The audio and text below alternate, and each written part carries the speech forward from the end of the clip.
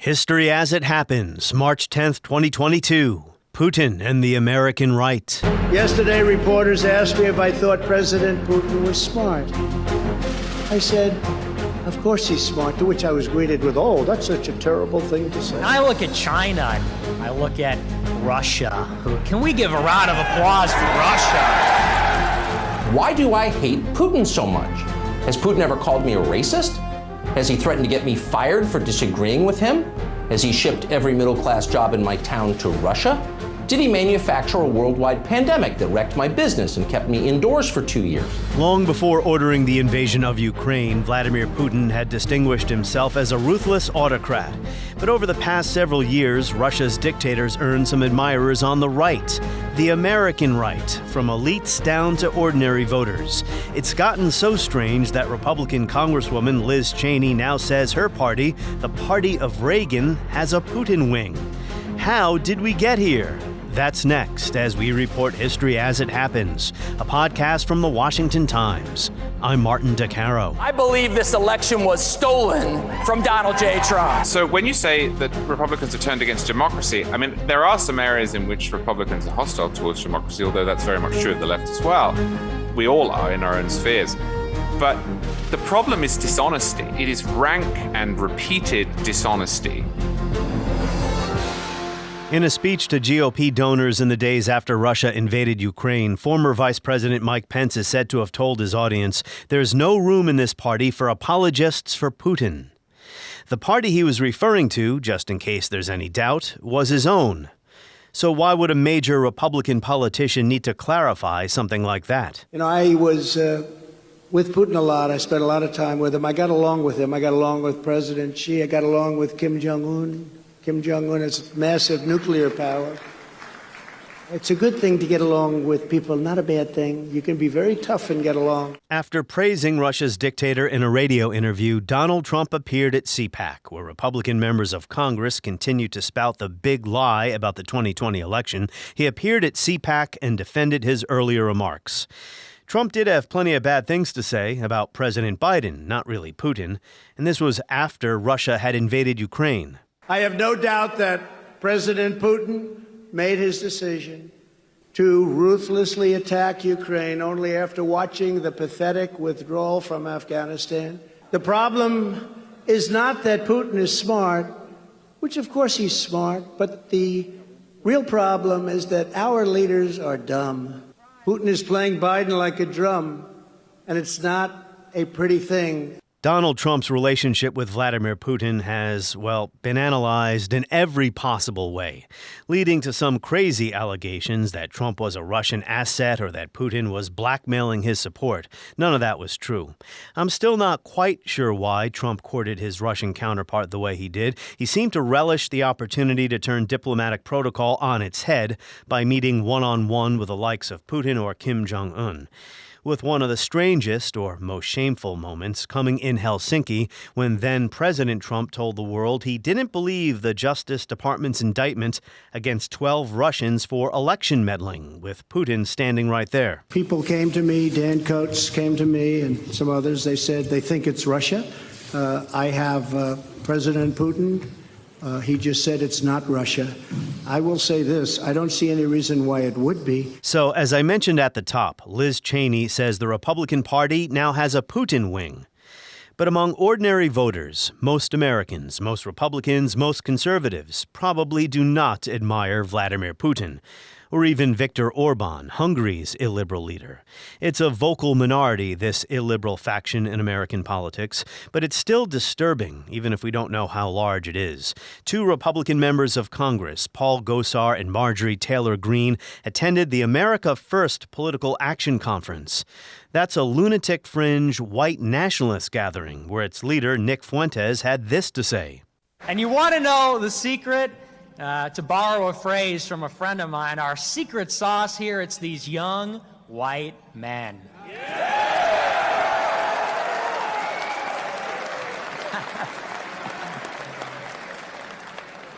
That's what we call the secret ingredient. America and the world has forgotten about them, but not us. You know, they say about America, they say, diversity is our strength, you know. And I look at China, and I look at Russia. Can we give a round of applause for Russia? Yes. Yes, those were chants for Putin. So there are a couple of ways of looking at this, and some of it is personal. Trump admires the strongman, so Trump loyalists follow his lead. But in my view, it goes deeper than that. There is a connection between admiring foreign dictators and claiming the 2020 election was stolen, and hostility to immigration, and support for voting restrictions, an illiberal mindset that views our own government, the U.S. government, as the enemy. Again, that is just my view of things. I could be making more of this than there is. Maybe the fever will break soon and this chapter will quickly fade. You know, I've always admired the late William F. Buckley and his flagship magazine, The National Review. Charles C.W. Cooke is a senior writer there, and he's going to help us figure out what the hell is going on here. Charles C.W. Cooke, welcome to the podcast. Thank you for having me. So before we get to why some on the right, conservatives, populists, whoever, admire figures such as Vladimir Putin, we might want to identify who we're talking about. Liz Cheney, for instance, tweeted, "Douglas Macgregor, nominated by Trump as ambassador to Germany, appointed by Trump as senior advisor to the Secretary of Defense, says Russian forces have been too gentle, and I don't see anything heroic about Zelensky." Again, quoting Douglas Macgregor, Cheney capped that tweet by saying, "This is the Putin wing of the GOP." Does the GOP have a Putin wing? Yes and no. There are a couple of things going on here, and they need to be separated out. The first is that there is, within the Republican Party, yes, there has been for a long time, what you might call a Taftian wing.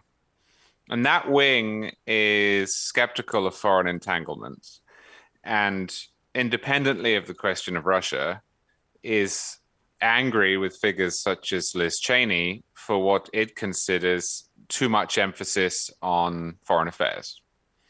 Now, that has been a fight within the Republican Party for a long time, but I think the rise of Donald Trump and perhaps the fallout from the wars in Iraq and Afghanistan have brought it to the fore in a way that it hasn't been since the 50s. So that's not a Putin wing, but it is an instinct within the party that was represented by Donald Trump.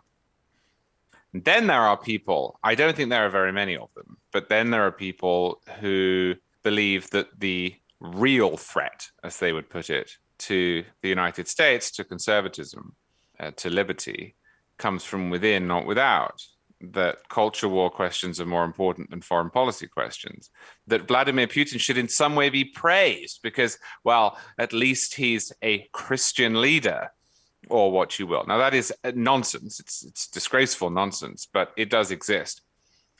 Does it exist in important ways? No and yes. If you look at polling on the question of Ukraine, the vast majority of American Republicans are on the side of the Ukrainians. I think we haven't been harsh enough towards the Russians, understand that Putin is the problem. Of course, the elephant in the room, as ever, is Donald Trump, who at worst seems Putin sympathetic and at best seems self-contradictory and ambiguous. He, as always, tends to speak in ways that allow his defenders to say aha and his critics to say aha. I was going to ask if the conservative movement has a Putin wing. You kind of answered that question already. Certainly not the editors at the National Review. No, I mean, for a start, Putin is a ghastly tyrant, domestically and internationally, and National Review is institutionally opposed to that. And then while we have some voices within National Review deliberately, in fact, I brought some of them in on purpose to reflect the diversity of thought within the conservative movement, who are more skeptical of America playing a strong role on the world stage. Michael Brendan Dougherty, for example. There is no one who you could fairly describe as being pro-Putin. There is no one who is not rooting for the Ukrainians. There is no one who thinks that this war is justified or that it is built on anything other than lies. Well, there is a difference between admiring a strong man in the person of Putin or Viktor Orban And on the other hand, a healthy skepticism about U.S. interventionism, especially after the past 20 disastrous years. In an opinion piece for MSNBC.com, for what it's worth, probably not your favorite place to go, right? But Anthea Butler wrote that right-wing Christians, as she sees it, evangelicals, are Putin's biggest American fan base. She quoted Lauren Witzke, who's a Republican candidate for the Senate in Delaware, saying at CPAC, "Here's the deal. Russia is a Christian nationalist nation. They're actually Russian Orthodox. I identify more with Putin's Christian values than I do with Joe Biden." That is Lauren Witzke. You know, that kind of statement under normal circumstances would have disqualified someone in the eyes of American voters. But as you said, it's hard to know just how deep these attitudes run in the Republican Party. I don't think they do. I think she should be disqualified for saying that. Certainly, I wouldn't vote for her. I'm just not sure that it's indicative. In a sense, it's an elite phenomenon, which is odd for people who consider themselves populists. This is an instinct that you see from Tucker Carlson, but not from his audience, from what I can tell. And I think it is caused by Trump. I think, I don't want to go on and on about Trump. I was sort of hoping to be able to forget him after. Well, I mean, he is the most influential Republican. Well, that's why I say I can't forget him. I was hoping I would be able to, but I can't. Yeah. But if you look at Donald Trump, this is a guy who never really got out of the real estate mindset. And the way I've always seen him in his foreign policy dealings is as somebody who never realized that he was president of the United States and that carries institutional obligations. This is somebody who got through the 80s and 90s, flattering the people he needed to flatter and saying what needed to be said, which works well in a real estate deal. And if you want to say, you're the best real estate developer on the west side of New York to get great terms in a deal you're trying to do, that's fine. You just can't say it when you're talking about the dictator of North Korea. Even if you think that helps, which I don't, you just can't say that because you're talking for the United States. And I think part of it with Trump is that. And then part of it is a habit he's had his entire life. It's not new. The players and characters have changed, where Trump's starting point is that the United States is getting screwed, that we're weak, we're led by the wrong people. In the 1980s, we were being screwed by Japan, and now we're being screwed by China. And I think he looks at someone like Vladimir Putin and he says, well, he's prepared to do whatever he wants for his people and Americans aren't. Well, there's very good reasons that Americans don't behave like that because we have a rule of law, we have a constitutional order, we have international obligations. But Trump is not capable or willing to accept that. Well, you raise an important issue here. What was the motivation for Donald Trump's courting of Vladimir Putin? What does he see in Vladimir Putin? Is it a matter of ideology? Is it simply Trump likes dealing with other supposed strong men in his transactional one-on-one way of doing business, shunning multilateralism, shunning NATO? George Will, who referred to Trump in his latest opinion piece as a stray orange hair to be flicked off the nation's sleeve, just said that a European war is unhelpful for Trump because it reminds voters that Longfellow was right, life is real, life is earnest. Trump's strut through presidential politics was made possible by an American reverie. War in Europe has reminded people that politics is serious. So this raises the question of whether this love affair, if you will, with men like Putin on the American right, however many people admire him, as you just said, it's hard to say. Is that over now because of the war in Eastern Europe? Has it been discredited? I don't know. I don't think so. As I say, I'm not sure this faction is particularly big. I don't think that Donald Trump is going to suffer necessarily from what's happened in Ukraine, because I think that, well, I don't need to think that. I see, as polls show, that the vast majority of Americans think that it wouldn't have happened under Trump and that it has been the product of weakness from Joe Biden. There is some truth to that, although it, of course, massively simplifies what is an international, not a domestic question. Yes. One of the strange things about Trump's relationship with Putin was I think so much of it was defensive. You have the unjustifiable moral equivalence right from the beginning. He would say, well, we're not so perfect ourselves, which was unprovoked. But then I think once we got some of the more hysterical accusations leveled, then Trump just didn't want to admit that he might be wrong, which in many cases he wasn't. And so because he was aware that people in the United States were saying the election had been stolen by Vladimir Putin, then he felt that to indulge that in any way was to admit it.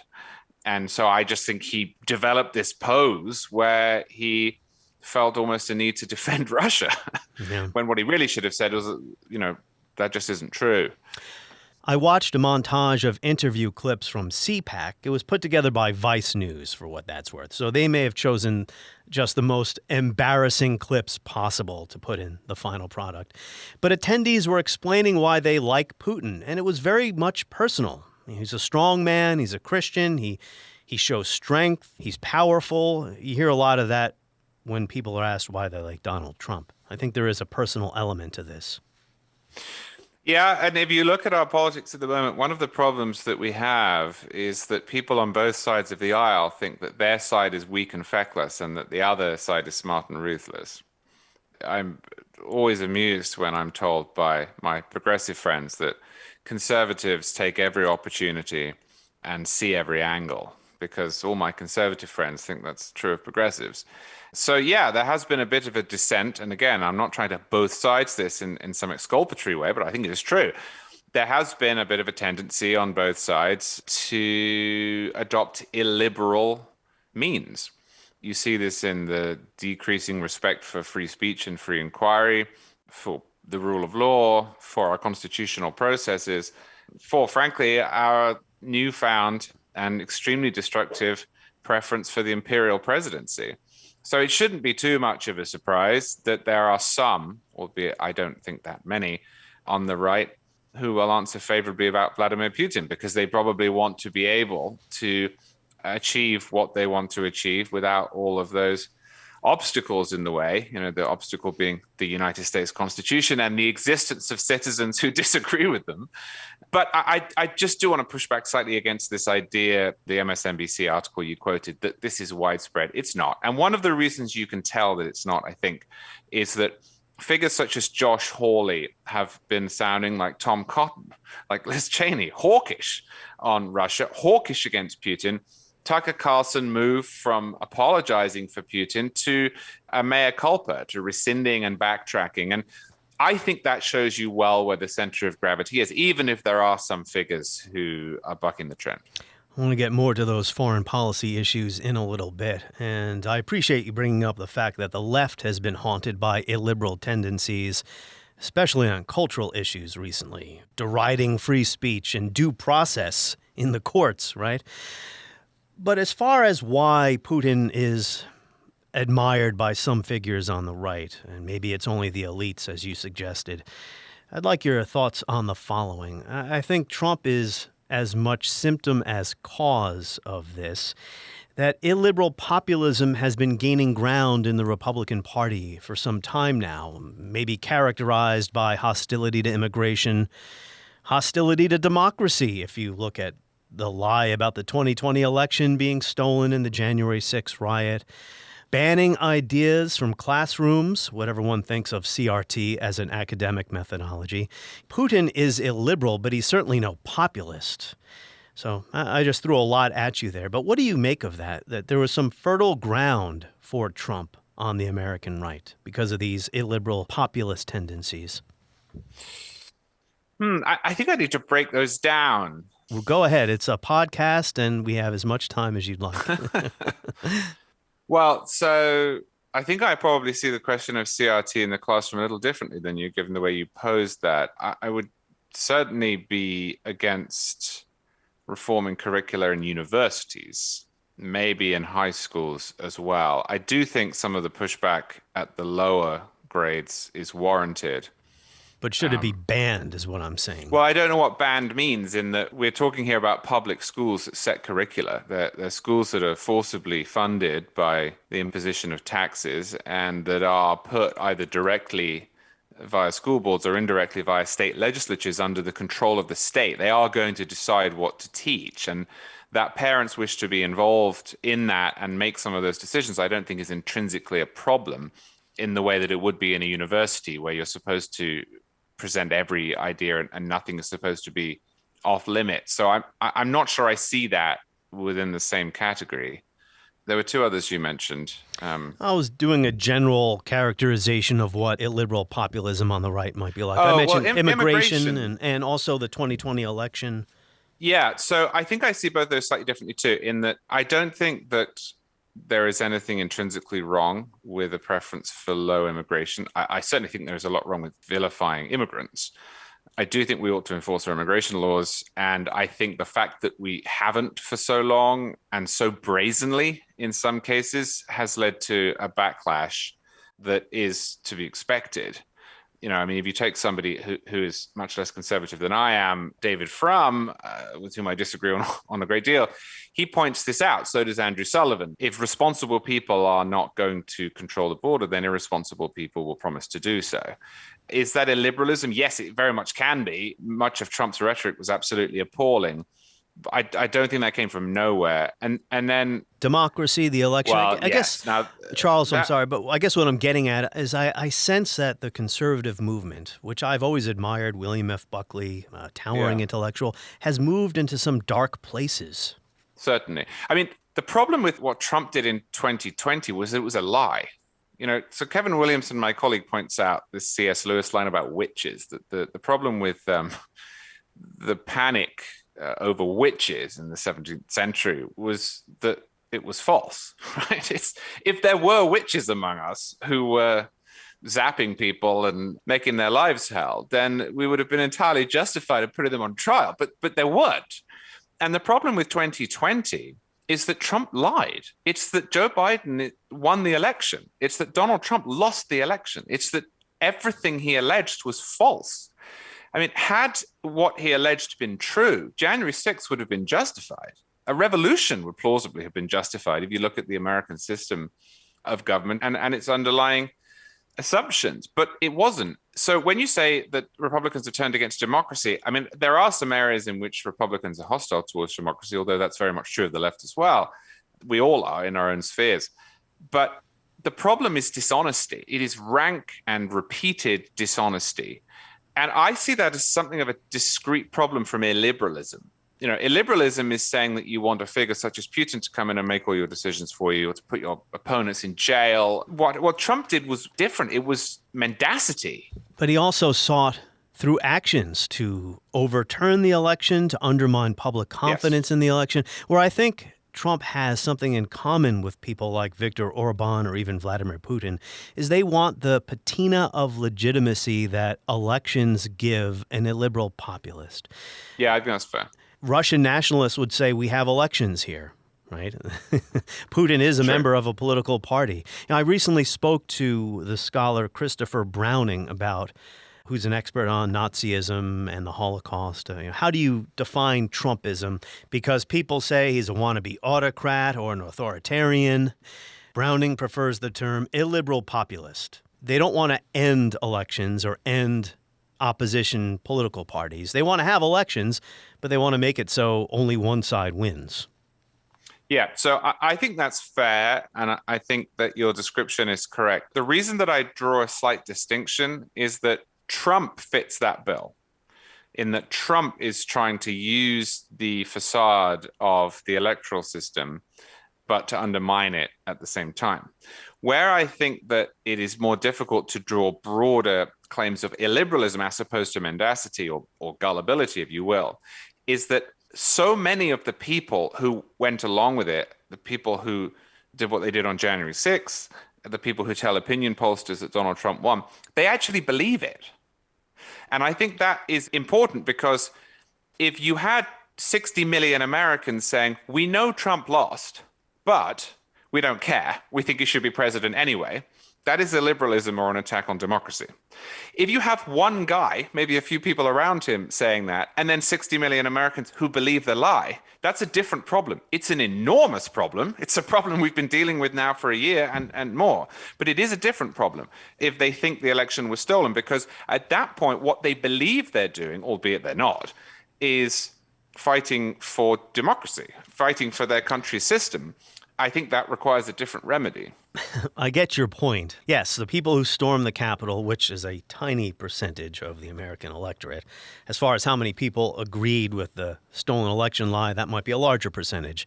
But I get your point. The people who did storm the Capitol thought that they were in the right. They didn't think they were doing anything wrong. They thought they were saving their country. You know, the thing that's interesting about the Putin issue, as Liz Cheney put it, the Putin wing of the Republican Party, is that Vladimir Putin's politics don't really align with American conservatives. I'm not sure where they would even fall on the American political spectrum. I'm not sure many Americans even understand Vladimir Putin's domestic political preferences. We tend to see his foreign policy preferences, especially lately. See what I'm getting at? Yeah, and I think it's stupidity in the same sense as you see some, although not most on the left, lionizing, say, Fidel Castro. And they have this cartoonized version of what they think Fidel Castro is that really is not true and can't be substantiated and can't be mapped onto American politics, but they go with it anyway. And insofar as conservatives are doing that, then they've obviously got some pet issue that they believe they would be better off with under Putin, and they just haven't bothered doing the reading. Its grass is always greener on the other side, combined with profound ignorance. I want to talk about foreign policy and whether you sense this might be a shift now. You brought it up early in the conversation about this split that formed under Trump, or maybe reemerged because Trump's foreign policy was somewhat similar to Patrick Buchanan's.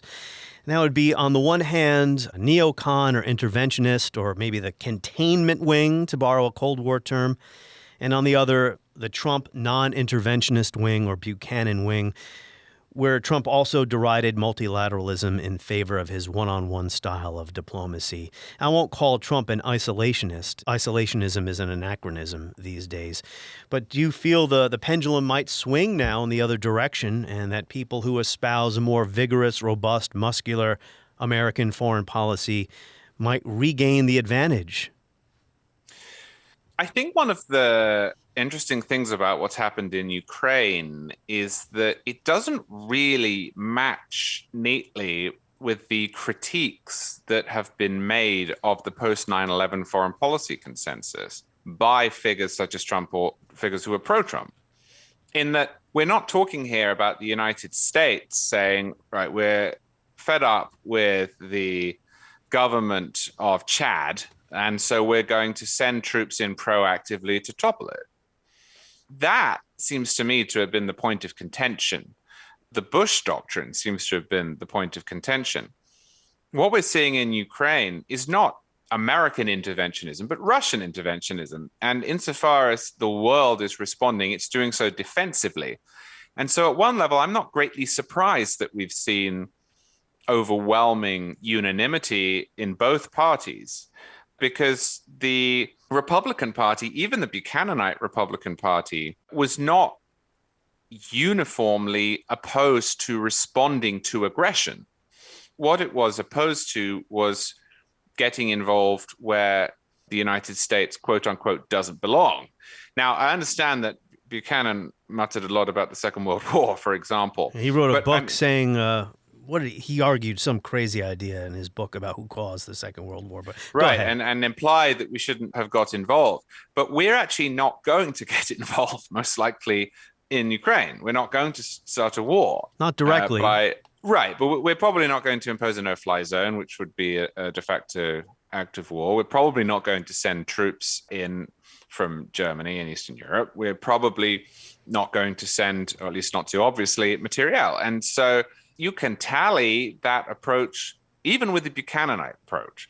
I just don't see this as a particularly acid test yet for where the American right is. What I think would be really interesting to find out is I'll rephrase that because I don't want to make it sound as if I want this to happen. I don't. For this thought experiment, what would be interesting is if Putin, say, made an incursion into a NATO country.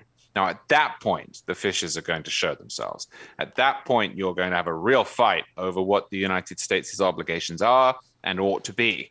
But at the moment, it's quite easy for pretty much everyone to say, yeah, Ukraine's good, Russia's bad, we should do sanctions and then leave it alone. To your point, Trump had his issues with NATO, and I should say that some thinkers on the left, including Andrew Bacevich, who has been on my podcast a number of times.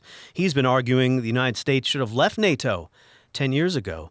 So to your point, this doesn't necessarily fit in with the critique of U.S. interventionism in the Middle East. But at the same time, Trump did have issues with NATO. Others have called for Europe to take on all of the responsibility for its own security.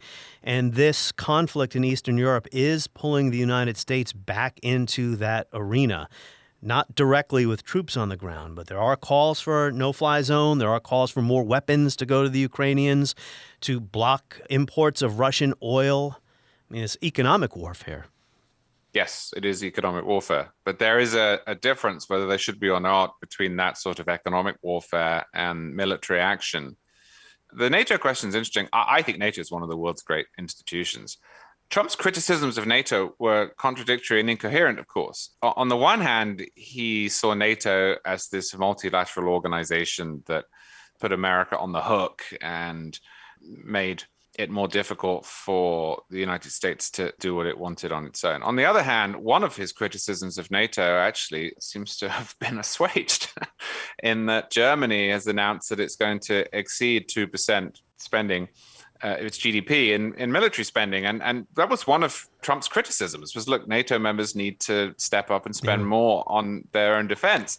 So he was an odd, as was so often true with Trump, he was this odd combination of downplaying NATO and also arguing that it wasn't effective enough. Well, how the world has changed, right? That an announcement by Germany that it would spend more than $100 billion on defense brings relief.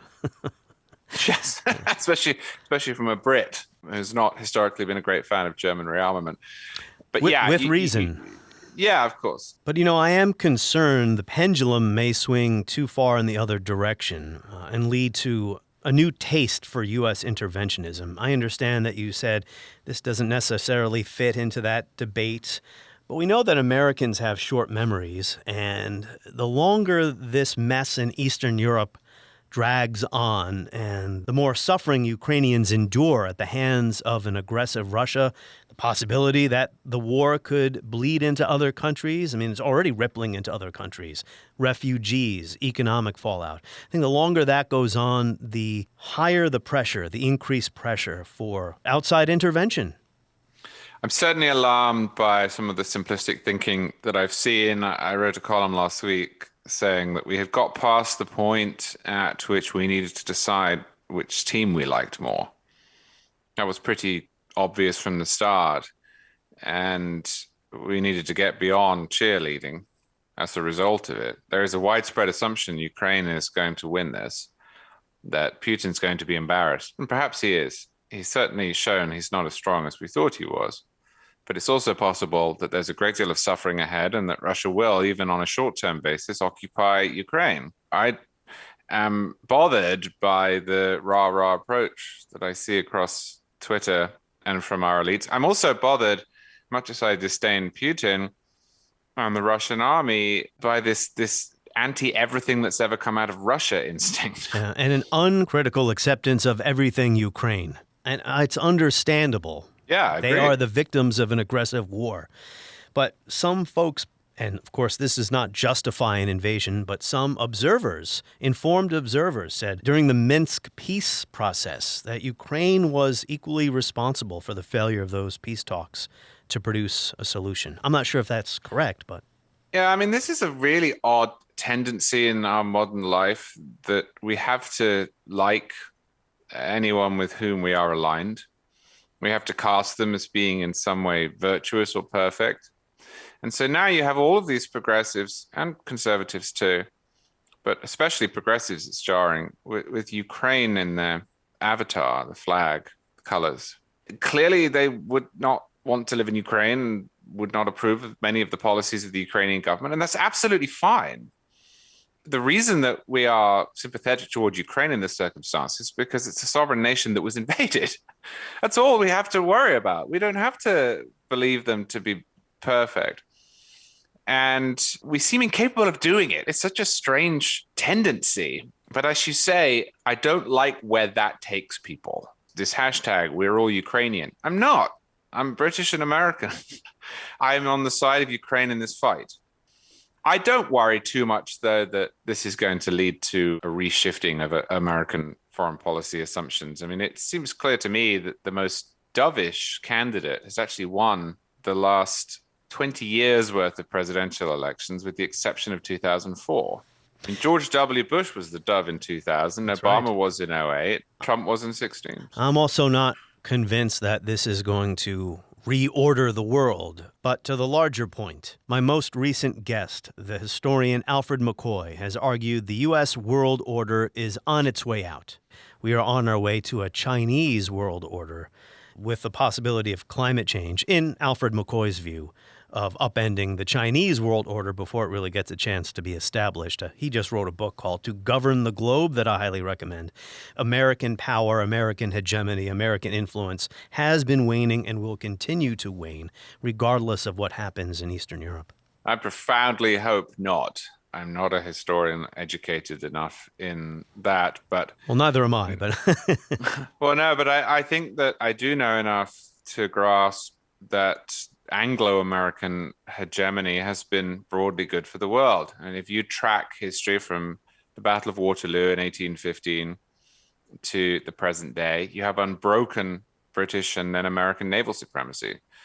You have a world order in which the major player is Britain from 1815 to 1945, and then the United States. And I often ask people who lament this or say that they wish American hegemony were gone. Well, which other country would you like to be in charge? Because someone's going to be. Chinese leadership will be infinitely less preferable than American leadership. I think you might enjoy McCoy's book, but allow me to offer a counter-argument to what you just said. Are you familiar with Brown University's The Costs of War project? I'm not. It is a quantification of the results of American interventionism post 9/11, and it fundamentally challenges the notion that American hegemony is good for the world. At least American interventionism. Maybe American influence can take on a less militaristic form. Well, look, the 200 and a bit years that I just described were not all glorious. And there were times that the British Empire exacted costs too that are indefensible. The question is, which other country would we have wanted to have been in charge? The likelihood in the early 19th century, if not Britain, was that it would be France. I don't think a global order headed up by Napoleon would have been as benign as a global order headed up by Great Britain. And likewise, in 1945, the question was not whether or not the United States would be perfect at all points. The question was whether or not we wanted Britain, which was bankrupt, or America, which was not, or the Soviet Union in charge of the global order. And I think the answer is obvious. And I think the answer is obvious even now, even if we accept that the post 9/11 foreign policy approach has been a disaster.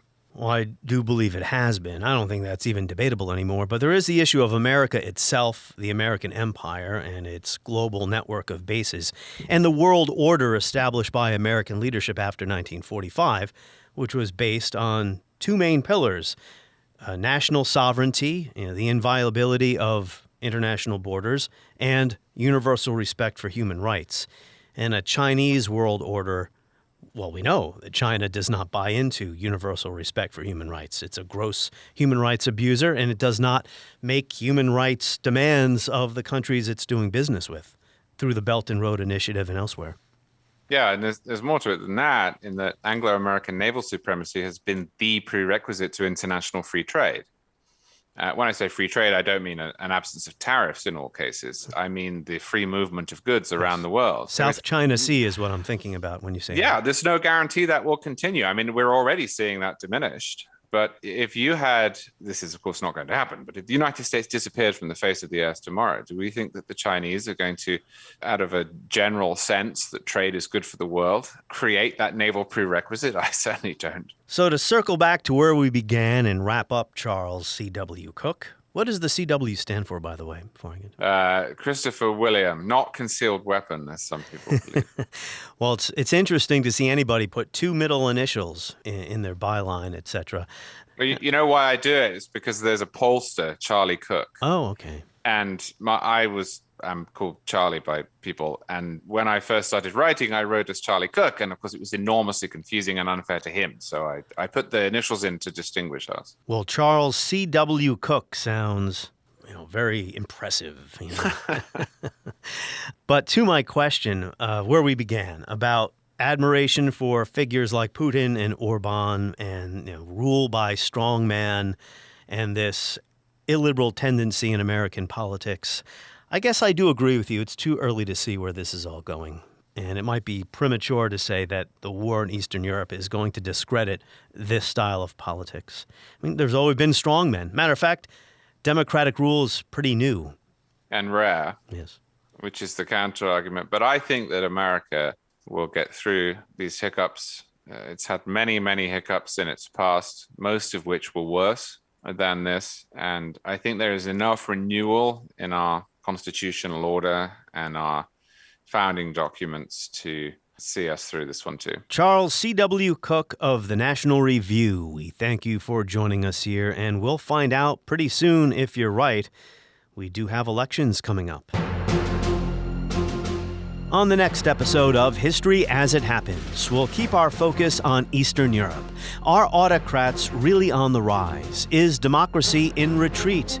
Why did Russian democracy fail in the early 1990s? That's next when we report History as It Happens, a podcast from the Washington Times.